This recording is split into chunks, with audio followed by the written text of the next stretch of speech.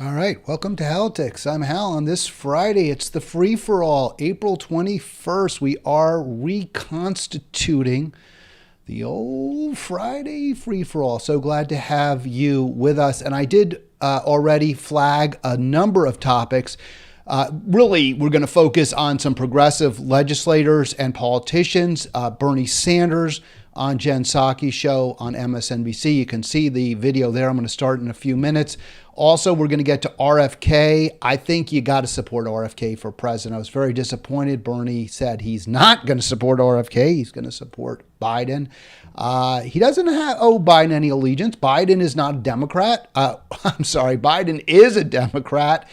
Forgive me. Bernie is no Democrat. Why he would support Biden at this point is not really something I quite get. I hope people will ask him about it. We're also going to talk about the shameful, abusive treatment of the administration towards immigrants. Which administration? Well, it's not the Trump administration. It's the current administration, and it's another tragedy. It's another abuse and a long line of abuses by our government of those who are least able, least equipped to take care of themselves, and who most need support and protection. What an indictment it really is. Also want to get to the dying of news coverage, reportage. I try to fill that hole a tiny little bit. I'm going to continue to do that by focusing more to the extent possible on local and regional news in my current area. That's Montgomery County, Maryland, the DMV, District of Maryland, and Virginia.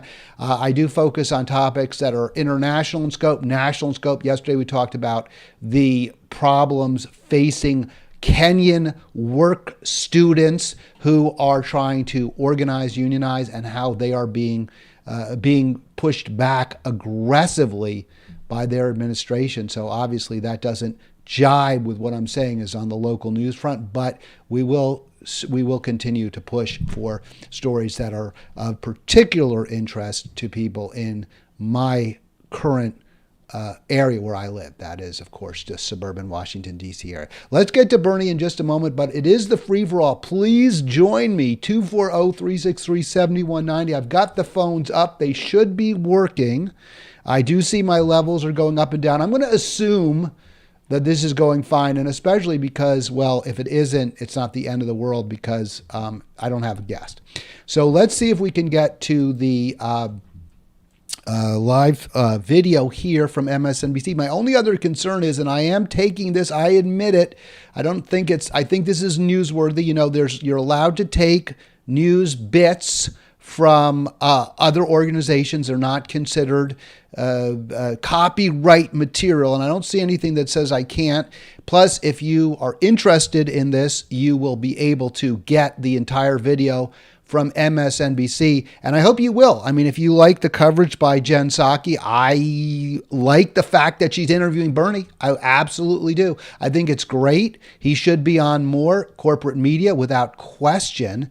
Not loving the way she presents him. And we're going to compare, by the way, one more thing to think about.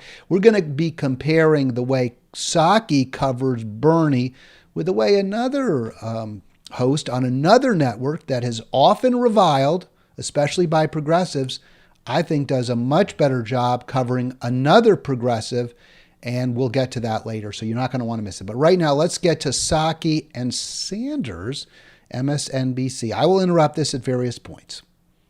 CNN poll, 58% of Republicans without a four-year college degree said nominating Trump again would give the party its best chance of winning in 2024. And you have warned about not focusing on issues that are important to a range of workers, range of Americans in the working class. Are Democrats underestimating Trump? Is that something you're concerned about as you're watching? Of course they're underestimating Trump.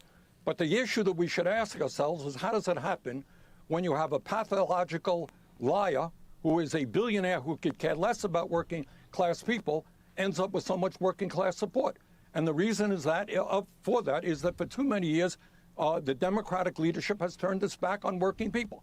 So you'll have today a minimum wage which remains at $7.25 an hour. That makes sense? You are the only major country on earth that doesn't guarantee health care to all people as a human right. Talking to you 50 miles away from the Canadian border. They spend one half as much as we do per capita. You guarantee health care to all people. We pay the highest prices in the world for prescription drugs. We have corporations who are making it harder for workers to join unions. We have a child care system, which is a total disaster. Do you think we are paying attention to the needs of the working class in this country? Billionaires are doing phenomenally well. It's time we stood up with work for working people and fought for a government and a society that work for all of us. And when you do that, I think people will see the fraudulent nature of somebody like Donald Trump. President Biden said this week he plans to run. All right, I wanted to just stop it right there. Jen Psaki, I watched this and I thought she just doesn't give a rat's fat butt what Bernie's saying. I mean, she's sort of nodding. She doesn't give a shit. And her response is just to immediately go into another question. Bernie made a number of really salient points there, and he was asking her, hey, does this make sense? Do you think this is good strategy by the Democrats to completely ignore the challenges facing working people, the fact that so many don't have health care, that in Canada you get health care for free? And she just blithely moves on to President Biden said it's such a abrogation of her duties, I believe, as a journalist to respond. You know, one of the things and I never went to journalism school. I did go to law school, and you listen. When you cross-examine or you examine a witness, especially if you're trying to get at them, if you're trying to make a point, you listen to what they say, and then you go, you follow up on their comments. You may get some gold. She doesn't care what he has to say. And again, we're going to compare this with another host, and another interviewee in a few minutes. But I just was really just astonished at how Jen Psaki in this video is just completely unconcerned with one word Bernie has to say. And I think that is a major red flag for those who watch or consume MSNBC. This is not a network that's interested in providing or presenting to you the news and letting you presumably make your own decision, say about who the best candidate is in a particular race. This is, and Bernie's not even running, by the way. He's not even running for office. But Jen Psaki shows zero interest in a conversation or in following up with Sanders on these critically important issues. Now, some of you might say, well, that's not her job. She's just there to ask him questions. She was the White House spokesperson. She worked directly with Joe Biden. She is in an excellent spot to have an intelligent conversation with Bernie and push back and say, well, maybe these issues that you think are so important, here's why. Maybe healthcare isn't as critical as you think it is. Maybe we need to talk about some other issues besides what is best for working people. She could do that, but instead she just blithely moves on. And it's incredibly frustrating, especially for those of us who recognize the nature of MSNBC as basically simply a shill for the big corporations like MS that fund that network, and for the Democratic Party itself, largely a mouthpiece.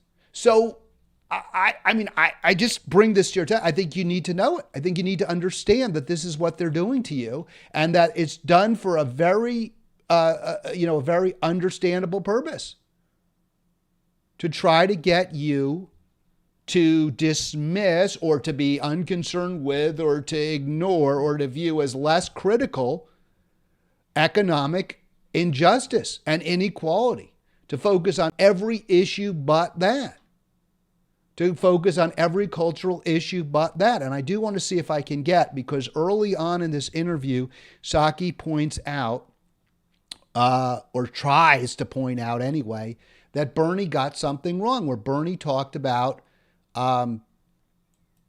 a risk that Democrats might face if they only talk about if she claims if Democrats only talk about abortion and abortion rights and choice. She argues that this is not something that Democrats should do. And he pushes back beautifully. So I want to get to that. We'll see if we can get to that in a moment. So let's see if we can do that here. Okay, so we'll get to the Bernie in just a second here, because she just, again, doesn't want to have a conversation. It's only about the talking points. It's not about educating people. This is about talking points that Jen Psaki believes are going to be persuasive to her audience to basically disregard whatever Bernie has to say and whatever progressives have to say. I just can't stand that. I just find it so.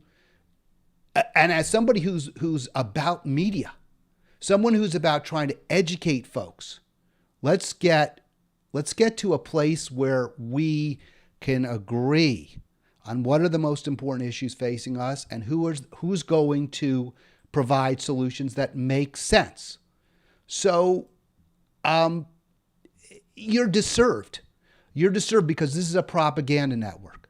No less than CNN, no less than Fox.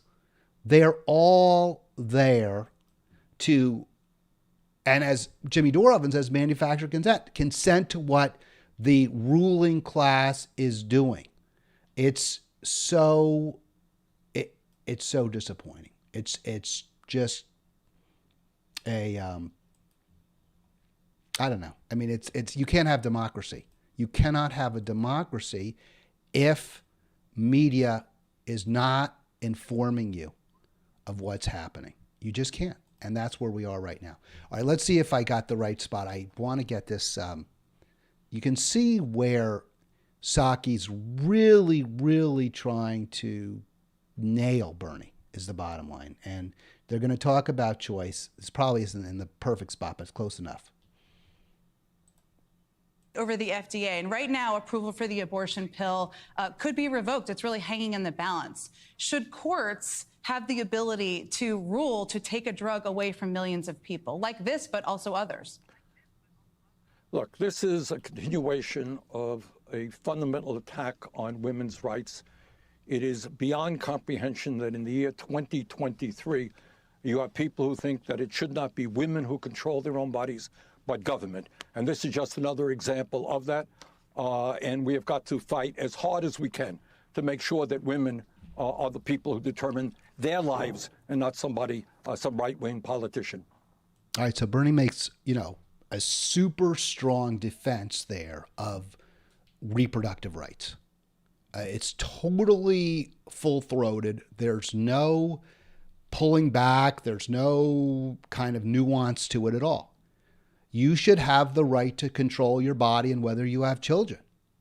It's just that simple, according to Bernie. And of course, I agree with him. So does Psaki accept that? Does she move on? Does she follow up and say, okay, how do we protect that right then? What are we going to do? How do we make sure that in the future women have that right to control their body? Is that her question? Let's listen. You wrote in an op-ed back in October, Senator Sanders, last year, that Democrats shouldn't focus only on abortion in the midterms. That's a mistake. It proved to be quite a winning issue. In fact, the level of backlash to jobs really even surprised me, and I've been at this a while too. Did you underestimate the power of this issue and the power of... All right, so do you see how she's doing what she can, trying to cut the legs out from Bernie? He just talked about how important it was to protect the right to choose, including the pill, the day after pill, making certain it's available. And instead of discussing with Bernie, well, how do we do that, right? This is, an important issue. I'm on a liberal network where we support the right to choose, women's right to control their body. No, her question is, well, you got it wrong, didn't you? You said we shouldn't just focus on abortion rights. And look at how powerful the issue is in the wake of Dobbs. Again, trying desperately a gotcha question. It had in motivating voters. No, Jen, what I said is that abortion should be front and center. The right of women to control their own lives is a fundamental issue, but it cannot be the only issue. And if you recall, during the 2020 campaign, at the end of the campaign, people started talking about workers' rights. People started talking about Social Security and preserving Medicare and health care. So, no, I don't think I was wrong. Bottom line is, of course, we have to. And look at how she's just sort of smirking and nodding. It's all designed to try to be dismissive, to try to be like, oh, yeah, whatever. That's what MSNBC does. You got to understand it. She doesn't follow up. She doesn't try to draw the guest out. She doesn't try to come up with solutions. It's only about, in this case, a guy who's been, in many cases, not always, not nearly sufficiently in my view, but often a thorn in the side of the elites. And whatever she can do to dismiss him, to nullify him, to cancel him, she's going to do. Continue the fight for women's rights and abortion rights. But you cannot ignore the reality that 60% of the workers in this country are living paycheck to paycheck. We have massive income and wealth inequality. People can't afford childcare. They can't afford health care. And they are struggling. You cannot ignore those issues. All right, I'm going to stop it there. And of course, she does ignore it. You know, of course, she absolutely ignores it. It's not something she, well, and I'll just play it a little bit more because it was very interesting what she said. All of them are important, is what you're saying. You need to focus on all of them. All right, so I mean, it's like you bang your head. All of them are important, is what you're. Well, of course. Do you disagree? Does she disagree that childhood health is important? I mean, I'm trying to. Again, it's just not. I mean, you're not made smarter. This is not making you. This is not providing you with the information you need to be a fully cognizant, well-versed voter. Part of the political class. This is the opposite of what Jen Psaki's trying to do there. And then Bernie says something that I found very disappointing. And let's see if we can get to that point. We'll see if this is. Yeah. So here, it was a little later on. She asks him about supporting Joe Biden, and he says he's going to support Biden for president. And I was very disappointed. I won't get to that clip at this point, but it was very disappointing. Why would you announce now that you're going to support Joe Biden? What's the reason for that? I mean, there's somebody else running for president. There are two people running for president on the Democratic ticket, and I think that's a disappointment too. I'd love to see RFK running as a third party, and I don't want to say third party. I would love it if RFK ran as a Green. I don't know why he's not. I think it's a big mistake for him to try to run as a Democrat. Now, he might, who knows? Maybe he'll win. He's at 14%, which is awesome. But I don't know that he's going to get above that. And of course, corporate media is going to do everything it can to. Now, before I talk about him, just real quick, there's also conversation about Marianne Williamson. To me, she's a non-starter. This is a non-starter. This is one of the woo-woo people. It's all about the crystals or whatever. And I know I sound mocking, and people say that about RFK. Well, look, he's an anti-vaxxer. It's not the same. For one very simple reason. Marianne Williamson has made a living. She came to our attention by promoting fact-free, science-free, a spiritualism that is just not supported by anything, and writing a bunch of books that take advantage of people's understandable desire for an alternative to where we are right now in terms of medicine, in terms of wellness. And I get it, but her solutions only make things worse. And she has, she's a grifter, and she's not even a real progressive in many ways. I met her. I criticized the Democratic Party, and she said, well, we have to support the Democrats because the alternative is Trump. That's not the answer.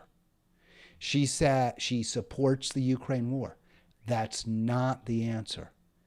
She is in this for herself. I do not believe that Marianne Williamson is on our side. She's on the side of horse trading and working people. I don't buy it. I don't believe it. I do think Bobby Kennedy is. Let's listen to how CNN, we just saw how MSNBC completely disregarded Bernie, dismissed him with the genocide. And you know what? To be fair, better to have him on than not, better to interview him than not. So they did that. They get credit. It was better than what Jake Tapper does here. And by the way, this is courtesy of Rising the Hill. That's where I got this video from. So thank you, Rising. Thank you, Brianna Joy Gray and Rabe Suave, who do a really good show. You should check it out.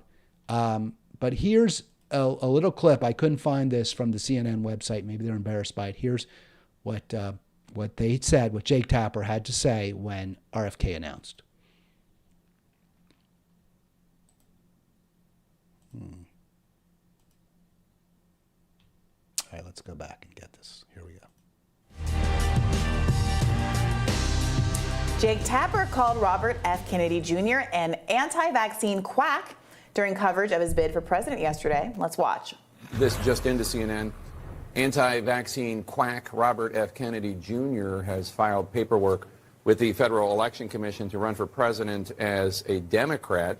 In launching his presidential bid, Kennedy is the latest in a long line of family members to enter politics. So far, only Marianne Williamson, who last month launched her second long shot campaign, has entered the Democratic primary against Biden. Kennedy is such a healthcare menace. In 2019, even his cousins wrote an op-ed criticizing his anti-science views on life-saving vaccines. So that's just incredibly irresponsible journalism by Jake Tapper. There's so much to RFK's campaign, and yes, I disagree with him on the vaccine, and it's important. I'm not going to pretend it isn't.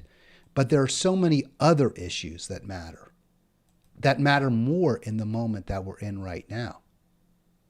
There's a consensus, in terms of certainly the scientific community, that most vaccines are, critically important. Some may have been overstated in terms of the impact and the value that they have, such as some of the COVID vaccines. Even they had value. Not pretending they didn't.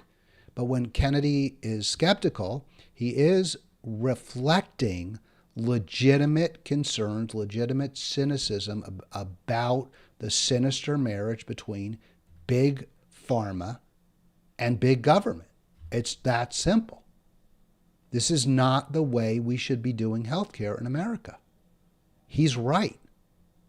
And while I disagree with him on ultimately his stance that vaccines are pretty much, not completely for sure, and he's not against everyone, but that I think he's far more negative on vaccines than I am. I think they're basically lifesavers, and we know they are.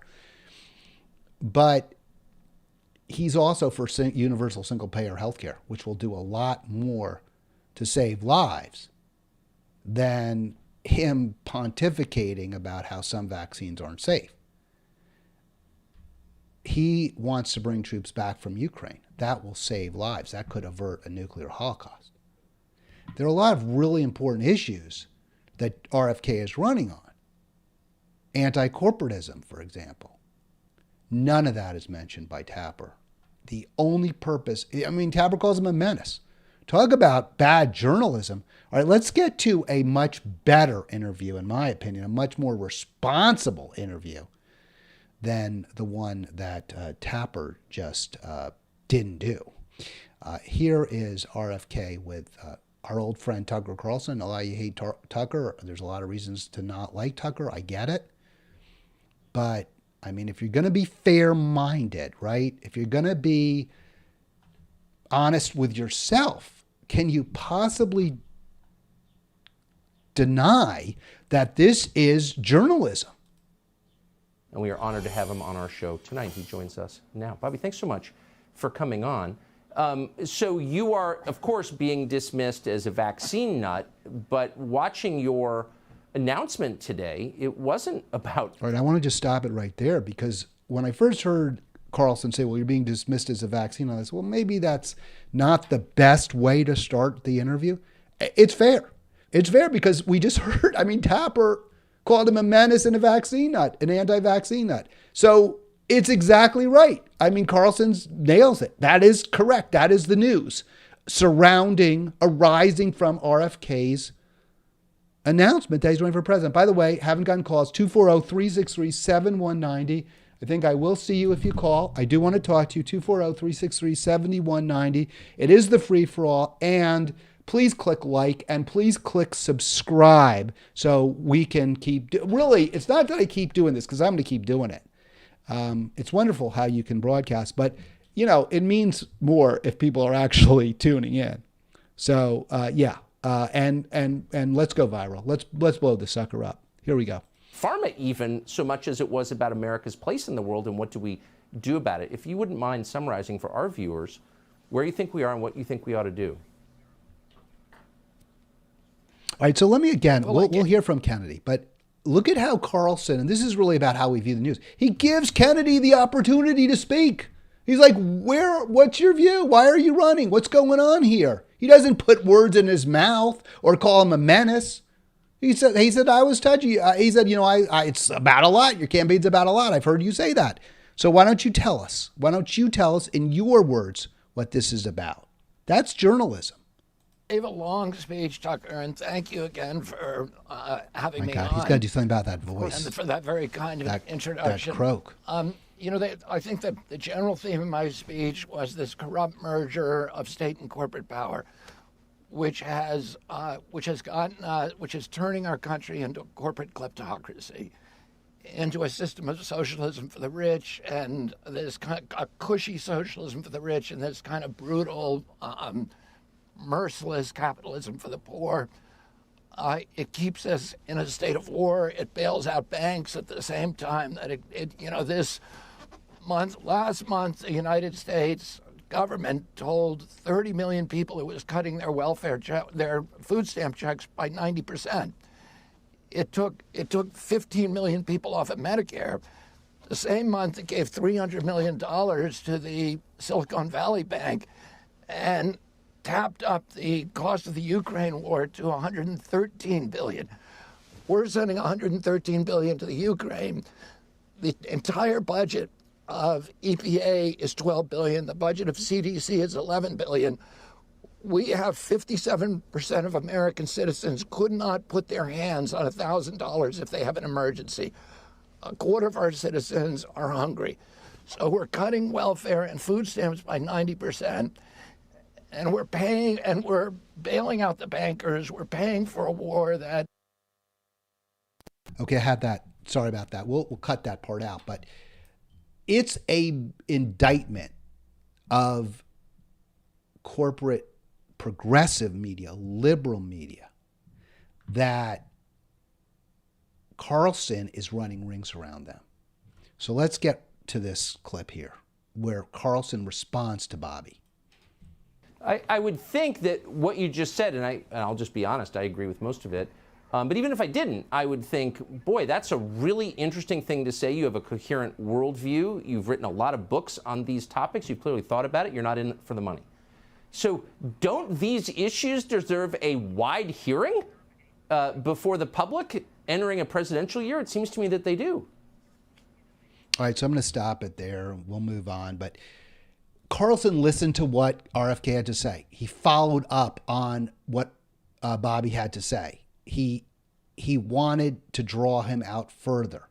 That's, I don't know what you want to call it, journalism. He's an interviewer. That's what our news media should be doing. It's the opposite of what Jen Psaki did with Bernie. It's the opposite of what Tapper on CNN did with RFK, where he just dismissed him out of hand, slurred him, slandered him as a menace. You're not served by your progressive media, folks. Now, that's an issue because right now, and of course I've got this done wrong, because we're losing media. We're losing outlets for our news, and it's very worrisome. And I thought this was an interesting headline. It's actually not a headline, but it is a headline that I created based on the old Variety. I think you remember they once had a headline. I think it was Sticks, Nicks, Hick, Picks. And that's back from the 30s. That was when Variety was something, the coverage of the entertainment world. So I decided I would create my own little Variety headline here. Buzz Big Bug nukes news. So the Buzz Big Bug, of course, is BuzzFeed's CEO, Jonah Peretti, shutting down the BuzzFeed News. And this is actually the news story from Variety, although I put in that headline there with that Anton font, which kind of is reminiscent, I think, of the old. We'll see if we can get you that pic of the old headline there. But yeah, I mean, we're losing first, reporters. We're losing first-hand news coverage. And I know I actually do some of it, like yesterday when I was interviewing the Kenyan student worker, or the former student worker as part of KSWAC, Kenyan Student Workers Organizing Committee, and Professor Ed there to discuss what's happening in the world of student organizing on campus. So we do some firsthand coverage, but we're losing that more and more. And BuzzFeed News maybe not the most, hard-hitting. Nevertheless, did have reporters on the ground. And that's not what I am. I'm no reporter on the ground. I'm just sitting in a studio somewhere. My son's a reporter on the ground. We're going to try to get him on next week to talk about Congress. He reports actually for Carlson's old outlet there, the Daily Caller, and he reports on Congress. So hopefully we'll get him to talk about some of the stories he's been covering. Very interesting stuff. And we'll do what we can to promote journalism. But I mean, I'm no substitute for people who are actually out there interviewing people on the street. So this is something we really have to be afraid of. Like we talk about things to be afraid of. This is what we have to be afraid of: is the corporatization of news and the loss of first-hand coverage, reporter coverage. I want to get to a final story, and it's of course incredibly dispiriting. I had said, in fact, I talked about this when I had a conversation with a Trump supporter, and I was like, well, he said to me, why is Trump so bad? You have to admit, he's really not as bad as the media says. What's the worst thing you think about Trump? And my answer was the way he treats the people at the border, the migrants. That's the biggest issue for me. And it's very, very problematic. And these are human beings. And we need to treat them like, what they are. I mean, it's that simple. We need to treat them as who they are, which is human beings who deserve a decent quality of life. And that was acceptable. That was an acceptable response, except, well, wait, what about Obama? He did the same thing. And my answer is, yeah, I know. And it was terrible when he did it too. By the way, there's your Variety headline from 1936, something like that, where Variety said, Sticks, Nicks, Hick, Picks. Basically, people in rural areas don't like movies about Hicks. Maybe because they felt they were being condescended to. That's what that headline is telling you. And of course, I tried to, play around with that a little bit with my Buzz Big Bug nukes news. Okay, let's get to my final story. And again, join me if you can. I really do want to hear from you. 240-363-7190. It is the free-for-all. And Biden just really Again, disappointment. This is why, folks, Bernie is wrong. The squad is wrong if they have come out, I don't know, maybe they haven't, to simply say we're going to support Biden. They should not do that. There is no reason. Why would you do that? The theory is, well, the threat from Trump is so great, right? That's the theory. Well, remember that argument was the argument for voting for Hillary. Oh, we have to support Hillary in the primaries because Bernie can't beat Trump. Bernie can't beat Trump. How did that work? How well did that go over in 2016? You can't play that game. You got to vote for the best candidate, the strongest candidate, when it comes to the policies that are important to you. Right now, for me, it's Bobby Kennedy. And I'm not going to say, I'm not going to sit here and, he's the great hope and he's this champion, because I don't believe that. I just think he's better than the alternatives. And why do I say this?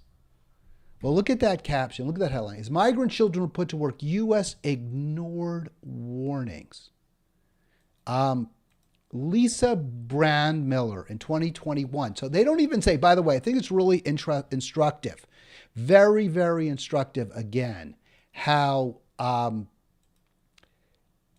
the media is doing everything it can to shield Biden. If this was the Trump White House, Trump's name would be totally in big font, in big print in the headline. Trump ignores warnings, right? That's what they would say. Here, no, it's U.S.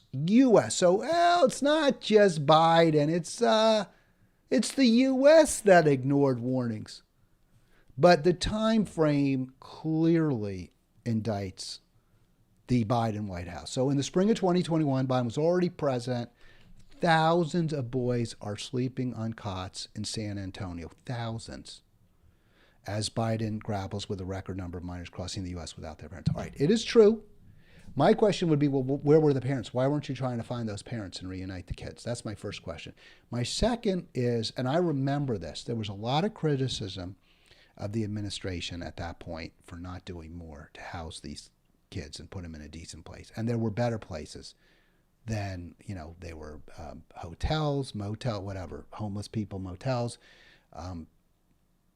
They were not safe. They were not good environments. There were much better options. But I'll give him a little bit of a slack, right? A little bit, because it was a tough situation in that moment.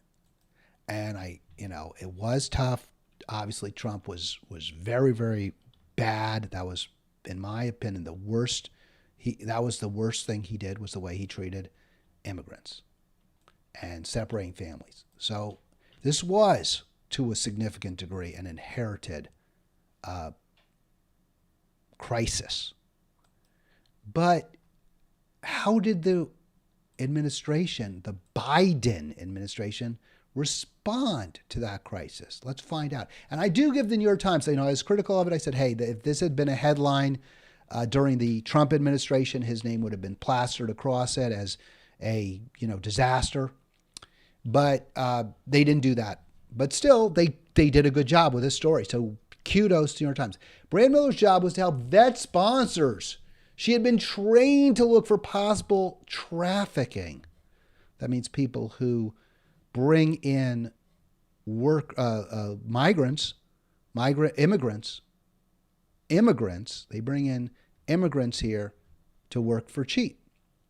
So she was immediately right. I mean, it was blatant. One guy said, "Oh, we're sponsoring them to work in construction." Another says, "Hey, I'll pay for them. I'll pay off their costs."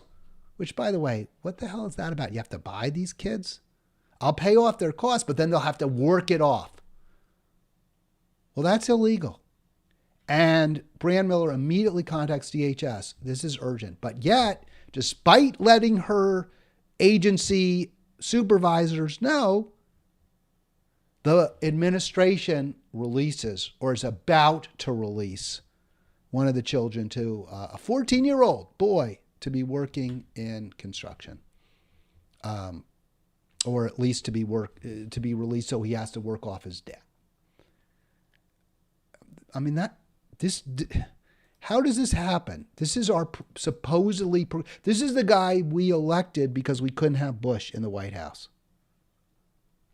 How does that happen? This is the guy. That's why support the alternative for president. Support the alternative for president. I can't stress the importance of doing this enough.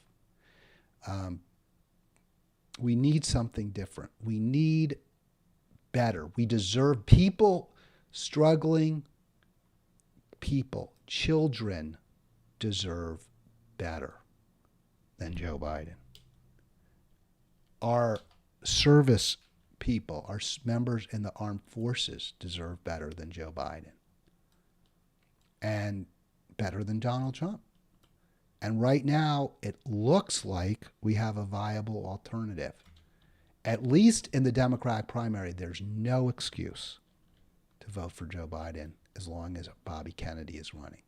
Again, I would love it if Kennedy were running as a Green. I think he should. I don't think the Democratic Party's our ally. But, hey, right now, there's an election coming up. It'll be in a year. In your community, you will be able to vote for someone other than Joe Biden who's more progressive. I hope you'll do that. Unless, that's what it looks like you'll be able to do. And that person is not Marianne Williamson. All right, so more from the Times. Brand Miller is the whistleblower here. She's saying, hey, wait a sec. We've got traffickers in children who are trying to buy these kids from the government. And what is the response?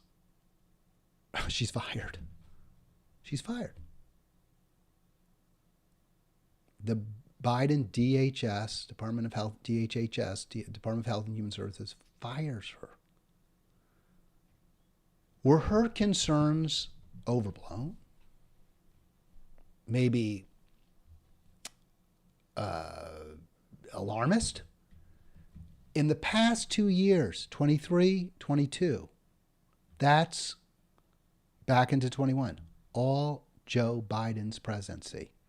Over the past 2 years, over 250,000 migrant children come to the U.S., and thousands of those have ended up in punishing jobs, working overnight in slaughterhouses. Think about that, replacing roofs, operating machinery in factories. And that's, obviously, without question, in violation of law, federal law, as it should be. Although I know the Republicans are trying to revoke those laws and allow workers, children, to work in those environments. I understand it. I get it. But currently, it's illegal. Currently, that's illegal.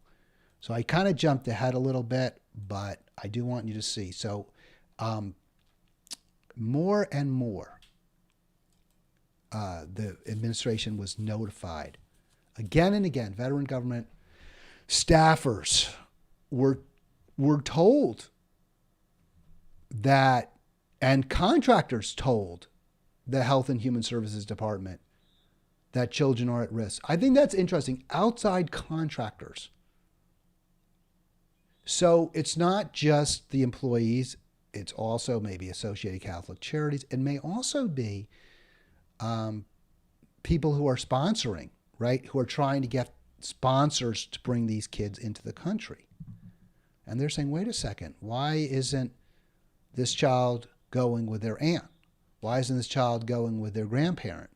Instead, they're being placed in a dangerous environment. And they're telling Xavier Becerra, who I remember thinking of as a pretty progressive guy, and that these reports got to his desk, and he did nothing. They were shown evidence, clusters of migrants The children working with industrial equipment or caustic chemicals. And again, nothing was done. The only thing that apparently is causing some response now is this article, is the fact that the New York Times is covering it. So these are just some of the failures. And worse, I would say corruption. Why would you fire a whistleblower who is exposing the dangers facing these kids unless you're getting money, unless you're getting kickbacks? Now, I don't have any proof of it. That's just my speculation, that these government officials are getting kickbacks, very possibly from the employers of kids, the people who are violating child labor law. And also, I'm guessing campaign donations are playing a factor too. That these employment services that hire out kids, they are making donations to Democratic officials, to Democratic legislators, to Democratic politicians. I'm not saying who, I don't know. I have no idea. I'm guessing. I don't have any proof of this. I believe, and the New York Times does not delve into it, and I think they should. I think they should follow the money. But for all those reasons, that's why I'm supporting, and I hope you will too, at this moment, Bobby Kennedy, RFK Jr. for president. With that, I hope you have a great weekend. I'll be back on Monday, and see you then.